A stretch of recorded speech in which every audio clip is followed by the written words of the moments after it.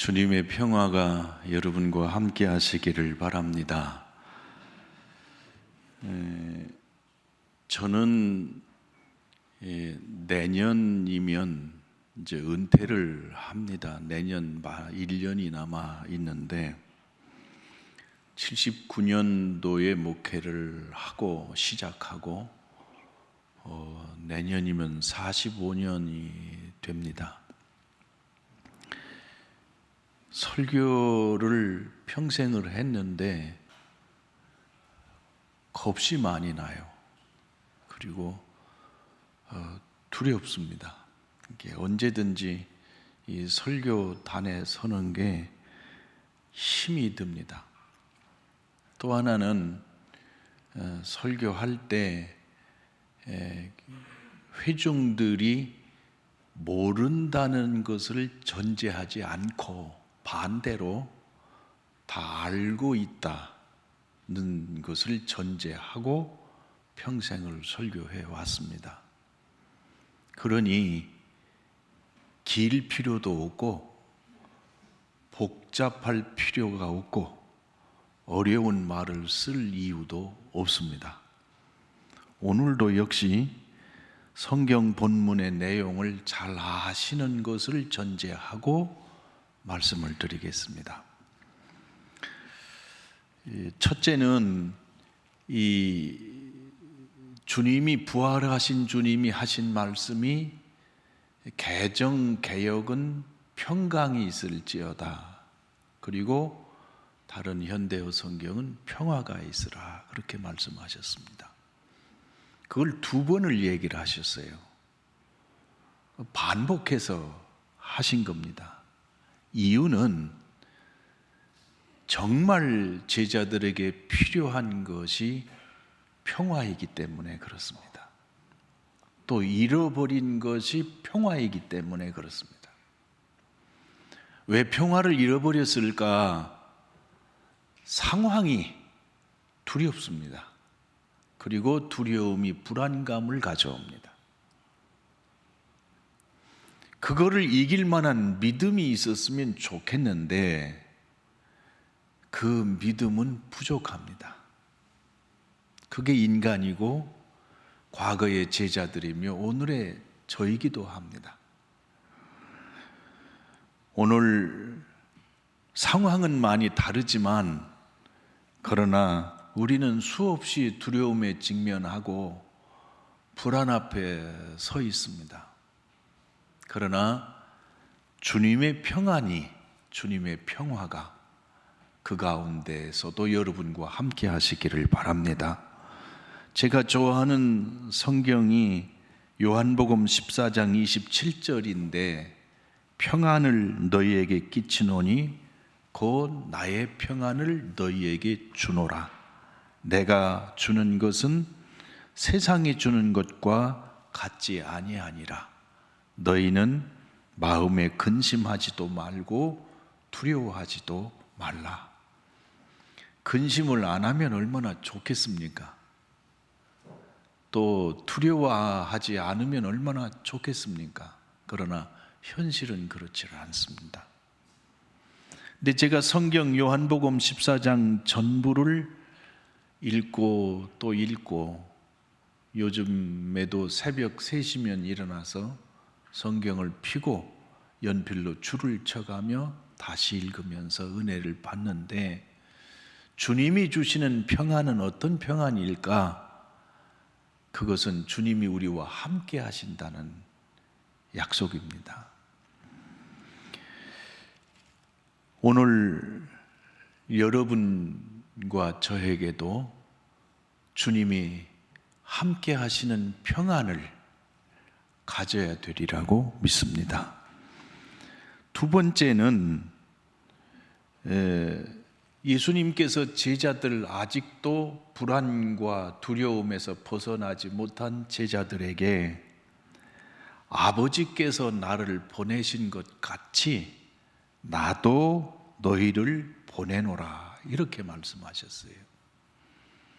그러니 주님이 세상에 오신 것은 아버지께서 보내신 거죠. 나도 너희를 세상으로 보낸다고 말씀하셨습니다. 소위 사명입니다. 그러면 세상 사람들에게 가서 무엇을 할 것이냐 하는 문제는 세 번째로 주신 말씀의 내용이고, 세상으로 보내신다고 했습니다. 요즘 저는 이제 교단장이기 때문에 다른 종교 교단장님들하고도 많이 만나고, 또 스님도 만나고, 유교 또 다른 종단도 많이 만납니다. 만나면서 더 깊이 자신에게 깨닫는 것은, 기독교는 현실을 떠나는 게 아닙니다. 오히려 삶 속으로 들어가서 그 속에서 하나님께서 내게 주신 일을 찾는 것이 우리의 기독교가 갖고 있는 가장 중요한 방향입니다. 떠나고 싶은 때 많죠. 또 툴툴 털고서 세상을 좀 떠나서 멀리 깊숙이 홀로 있고 싶은 생각이 없는 건 아닙니다. 그러나 신앙이 필요하고 믿음이 필요한 곳은 바로 우리가 부대껴서 하는 삶의 현장입니다.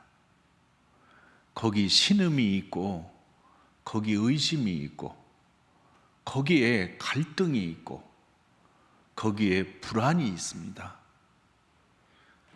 그 불안에서 나오라고 말씀하시질 않고 주님이 우리 가운데 찾아오신 거거든요. 마찬가지로 예수님을 나의 생명의 주님으로 고백하는 사람들이 그 고백의 은혜, 성령의 임재, 이를 체험하고 나서 세상 사람들이 겪어보지 못한 놀라운 은혜를 경험합니다. 그리고 평안도 경험합니다. 그러나 반드시 하나님의 은혜를 깨닫고 예수님을 나의 구주로 고백한 사람들은 세상을 떠나는 게 아닙니다. 바로 그 자리에 들어가서 그들과 함께 사는 것입니다. 이게 나를 아버지께서 보내신 것 같이 나도 저들 속으로 너를 보낸다, 이렇게 말씀하셨습니다.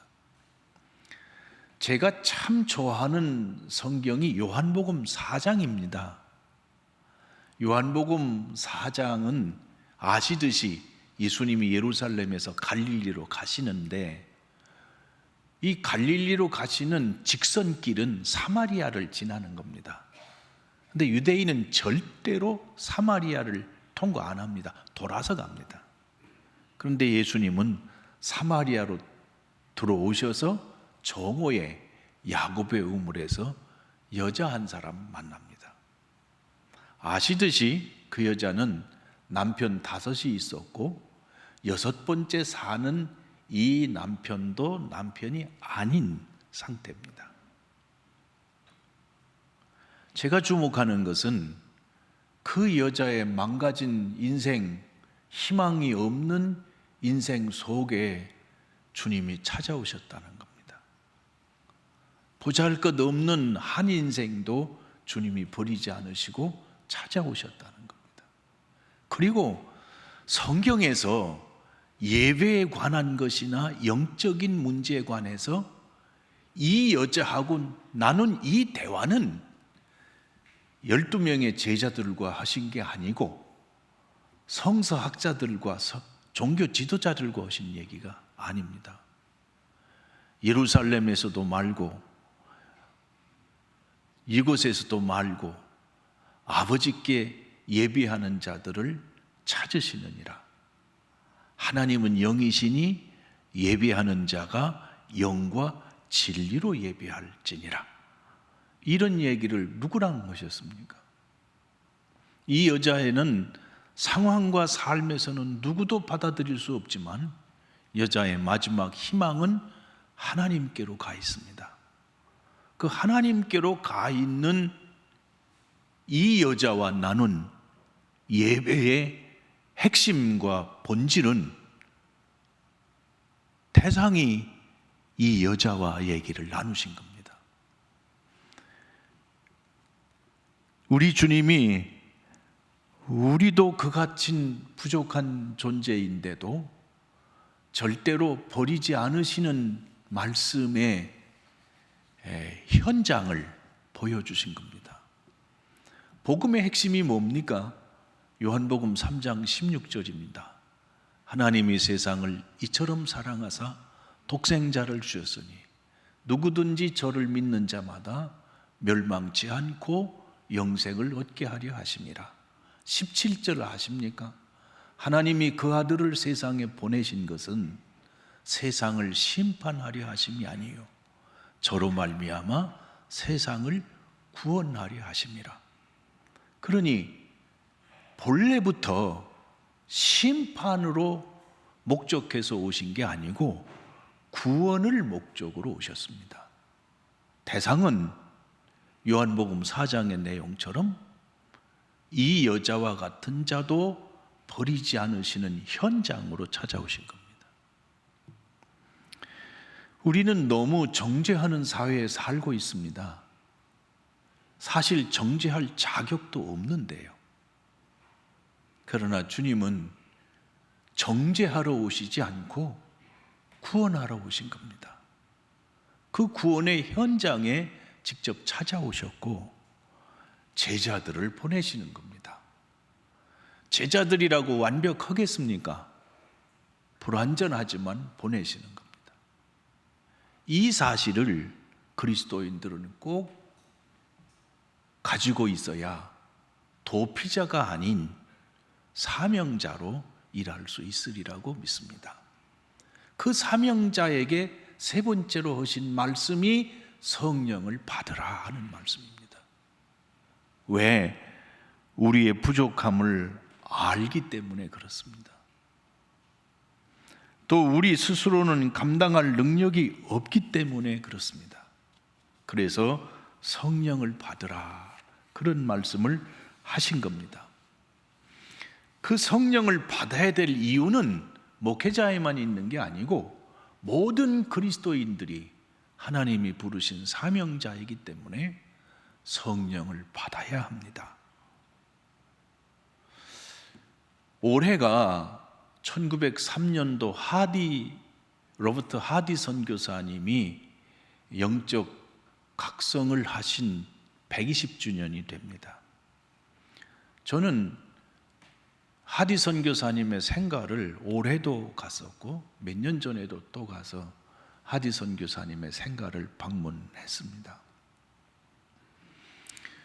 그때 왜 하디 선교사님 한 사람의 회심이 엄청난 파장을 일으켜서 1907년도 대부흥운동이 가능했고 100만 구령운동이 가능했었느냐? 그때 조선의 사람들은 천국 사람들로부터 사람 대접 못 받았습니다. 일본 사람이 우리를 취급할 때 미개인 취급했고 엄청난 박해를 했습니다. 외국에서 문화 선진국에서 조선 땅에 찾아왔던 그 당시 서양 선교사님들로부터 의료도 교육도 또 새로운 시대의 비전도 받았지요. 그러나 서양 선교사님들이 이 땅에 오셨을 때 그분들이 갖고 있는 문화적인 우월감이나 상황에 우리가 처한 상황에 대한 이해는 그 차이를 극복하기가 어려웠을 겁니다. 천국으로부터, 중국 사람으로부터, 일본 사람으로부터, 그리고 해외에 있는 사람으로부터, 또 민초들은 양반들로부터 사람 대접을 못 받는 사회에 외국 선교사가 자기의 부족함을 깨닫고 회중 앞에 서서 내가 죄인입니다. 내 잘못 때문입니다. 이 고백은 가히 충격입니다. 이 충격이 단지 상황에서 볼 때는 오늘과는 다른 엄청난 충격을 우리 조선 그리스도인들에게 준 겁니다. 그걸 가능했던 게 뭡니까? 문화의 우월감을 내려놓게 하고, 자신의 우월감을 내려놓게 하고, 하나님의 면전에 서게 하고, 그리고 이 백성들을 진심으로 사랑하고 존경할 수 있게 만든 힘이 뭡니까? 캐나다에서 배운 의학도 아니고 자신이 겪어왔던 경험도 아니고 성령의 역사이십니다. 성령의 놀라운 은혜입니다. 성령의 임재하심이 아니고는 인간은 본질적으로 하나님 앞에 설 수 없습니다. 그래서 예수님께서 일은 해야 되겠고 무엇을 해야 될지 알기도 하지만 성령을 받아라 말씀하셨습니다. 저는 성령의 임재를 체험하고 성령을 받는 일은 좋은 아버지가 되는 일이고, 좋은 어머니가 되는 일이고, 좋은 자식이 되는 일이고, 좋은 목사가 되는 일이고, 좋은 교인이 되고, 좋은 백성이 되는 일입니다. 근본적으로 하나님 앞에서 하나님을 바라볼 수 있는 존재는 본질상 하나님의 선하심을 따라 관점 자체가 바뀐다고 보고 있습니다. 교육이 못 바꿉니다. 조직이 못 바꿉니다. 인간의 욕심을 어느 정도 통제할 수만 있어도 성공할 수 있는데, 인간의 본질을 바꿀 수 있는 사명자로 만드는 일은 성령을 받아야 됩니다. 그래서 성령을 받으라고 말씀하셨고, 예루살렘을 떠나지 말라고 말씀하셔서, 교회는 사도행전 2장에 바로 성령의 임재를 통해서 교회는 탄생하게 됩니다. 마지막으로 네 번째, 성령 받은 그 사람들이 가서 할 일은 너희가 누구 죄든지 사하면 사하여질 것이요 누구 죄든지 그대로 두면 그대로 있으리라. 그러니까 이 사명의 가장 큰 사명은 용서와 치유입니다. 이 똑같은 비슷한 말씀이 어디에 있냐면 마태복음 16장에 가면 베드로의 신앙 고백이 나옵니다. 주는 그리스도시요 살아계신 하나님의 아들이십니다. 아, 바요나 시몬아, 네가 복되도다. 이를 내게 알게 하니는 혈육이 아니요 하늘에 계신 내 아버지시니라. 내가 이 반석 위에 내 교회를 세우리니 음부의 권세가 이기지 못하리라. 그리고 두 번째로, 내가 내게 천국 열쇠를 주리니 내가 땅에서 풀면 하늘에서도 풀릴 것이요 땅에서 매면 하늘에서도 맬 것이라고. 그러니까 천국 열쇠를 왜 주었겠습니까? 열라고 준 거지 닫으라고 준 게 아닙니다. 여기서 내가 누구 죄든지 사하면 사하여질 것이고 누구 죄든지 그대로 두면 그대로 있으리라. 용서하라고 말씀하시는 것이지 용서하지 말라고 하신 말씀은 아니지 않습니까? 그리스도인들이 살아가는 동안에 그 삶을 통해서 용서와 치유의 삶이 일어나야 됩니다. 아시듯이 세상을 보고 보면 한 번 나쁜 놈 하고 찍어 놓으면 그 인생 전부가 다 나쁜 걸로, 또 아주 계속해서 평생 바뀌지 않을 걸로 생각하고 아예 낙인을 찍어 놓는데, 사람은 그렇지 않지 않습니까? 아무리 훌륭해도 약점이 있고, 아무리 악해도 장점이 있다는 거 아시지 않습니까?